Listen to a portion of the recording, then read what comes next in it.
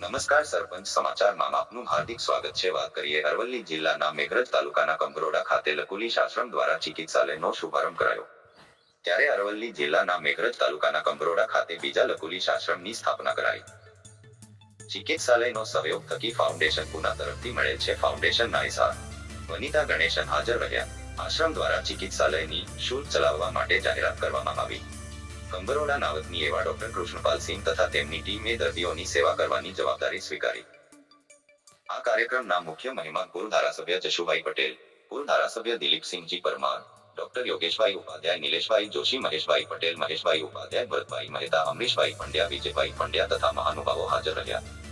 ચિકિત્સાલયનું ઉદ્ઘાટન કરાયું ત્યારે તેની સેવાનો લાભ લેવા માટે તાલુકા અને આજુબાજુના મોટા પ્રમાણમાં લોકો હાજર રહ્યા। સરપંચ સમાચાર ન્યૂઝ અરવલ્લી। રિપોર્ટ જાડેજા વિરેન્દ્રસિંહ સાથે જાડેજા રાહુલસિંહ।